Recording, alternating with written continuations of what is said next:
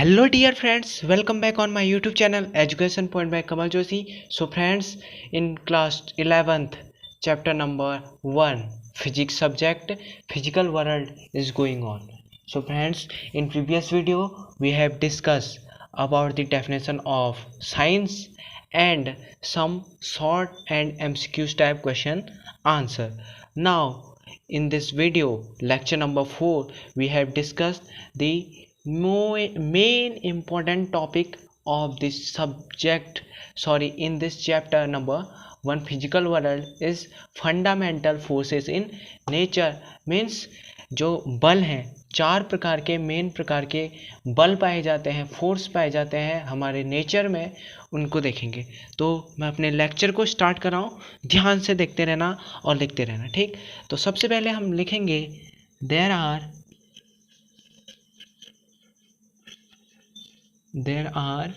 4 main fundamental forces in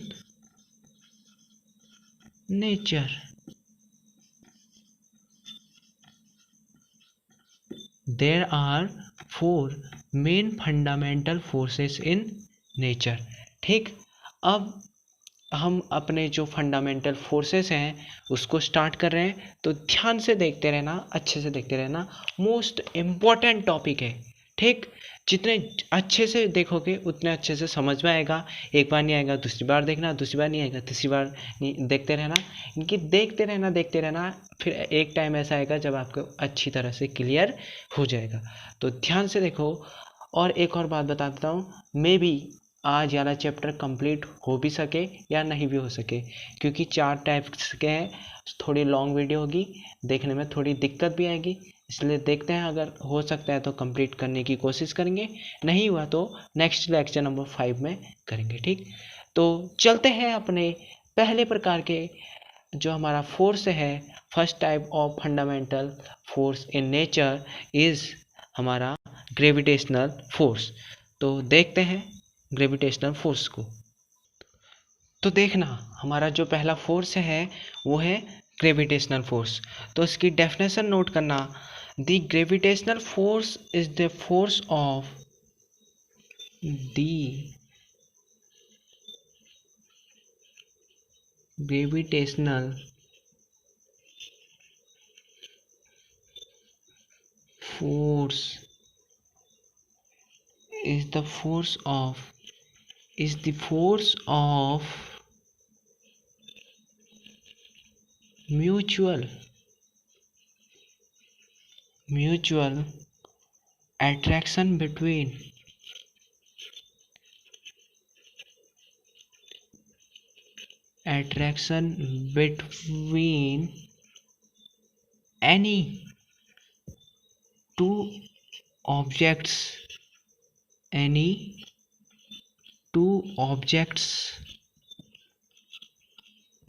objects by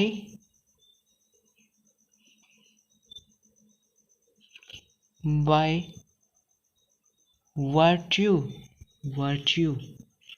भी कह सकते हैं, virtue भी कह सकते हैं, ठीक है, of their masses। ये क्या हमारी ग्रेविटेशनल फोर्स की डेफिनेशन है। एक बार मैं फिर से बोल रहा हूँ, the gravitational force is the force of mutual attraction between any 2 objects by, यहाँ पर है 2 ऑब्जेक्ट्स बाय, ये साइनिंग हो रहा है इसलिए यहाँ पर नोट कर लेना, 2 ऑब्जेक्ट्स बाय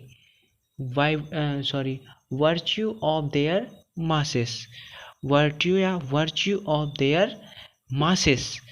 अब एक चीज़ और नोट कर लेना इसमें नीचे से, तो इम्पोर्टेंट के तौर पे नोट कर लेना, it is a universal force, it's a universal force,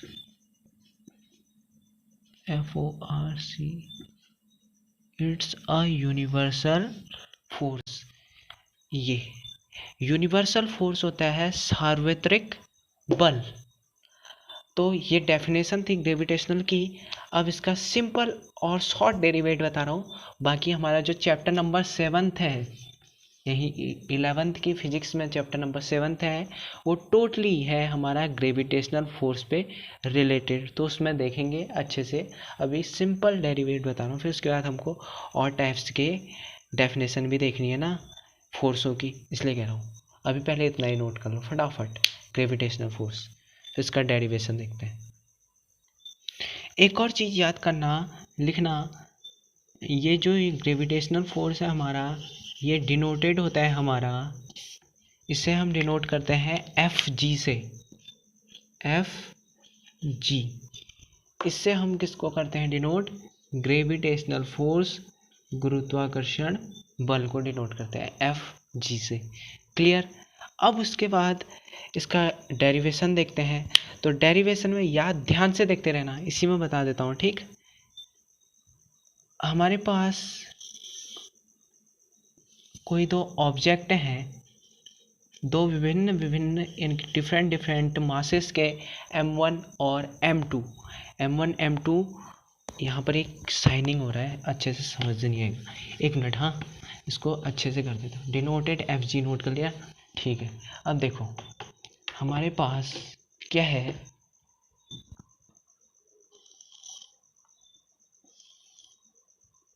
m1 m2 masses के दो ऑब्जेक्ट हैं, और इनके बीच में इन दोनों के बीच में एक डिफरेंस है, जिसे हमने किससे किया? आर से डिनोट। यानी कि इनकी क्या है? दूरी है, distance. m1 m2, mass 1 mass 2, r distance. Clear? तो इसी ऑब्जेक्ट में ध्यान से देखना क्या होगा हमारा, एक चीज आएगा F proportional to m1 m2, कि जो बल है वो m1 m2 इसके द्रव्यमान के क्या है? बराबर है। पहले इक्वेशन ये आ गई। अभी तो मैं खाली शॉर्टली बता रहा हूँ ना, क्योंकि उतने अच्छे से हम 7th चैप्टर में पढ़ेंगे, मैंने बता रखा है, ठीक। तो क्या है? F proportional to m1 m2, और दूसरा है हमारा F प्रिपोर्शनल दूसरा आएगा हमारा जो फोर्स है, सेम रहेगा force, F inversely proportional to 1/r²। Inversely व्युत्क्रमानुपाती, प्रिपोर्शनल समानुपाती। F proportional to m1 m2 equation number 1। दूसरा है F inversely proportional to 1/r²। It's called the equation number 2। वहाँ पर साइनिंग हो रहा है इसलिए नहीं कर रहे, ठीक। Equation number 2। तो अब यहाँ पर क्या करेंगे? Both equation 1 and 2 from both equation 1 and 2, यानी कि दोनों की दोनों इक्वेशनों से क्या होगा? F प्रिपोर्शनल टू आ जाएगा हमारा m1 m2/r²। आया ये? अब क्या होगा? F प्रिपोर्शनल हटेगा तो एक हमारे पास, हमें पता है अगर प्रिपोर्शनल हटता है तो इक्वल में क्या आ जाता है? कोई भी एक नियतांक, जिसे हम कहते हैं कांस्टेंट टर्म आ जाती है। तो क्या होगा? F equal to G m1 m2/r², where यहाँ पर जो हमारा g है, ये g होगा ग्रेविटेशनल, ये यहाँ पर नहीं दिख रहा ना, इसको यहाँ पर लिख देता हूँ, कुछ नहीं होता। वेर g इक्वल टू क्या होगा हमारा? ग्रेविटेशनल,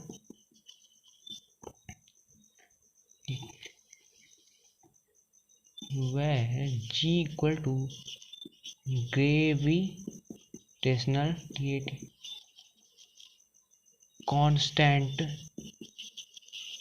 टर्म, या फिर हम इतना भी लिख सकते हैं ग्रेविटेशनल कांस्टेंट, यानी कि गुरुत्वाकर्षण नियतांक या फिर गुरुत्वाकर्षण नियतांक पद, ग्रेविटेशनल कांस्टेंट टर्म, ठीक। तो ये आया, इसी से आया, ठीक। यही हमारा क्या है?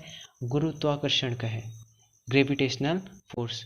सो फ्रेंड्स, आज की वीडियो में हम इतना ही टॉपिक देखेंगे अपना। काफ़ी लॉन्ग वीडियो बन चुकी है, थोड़ा डीपली बता दिया।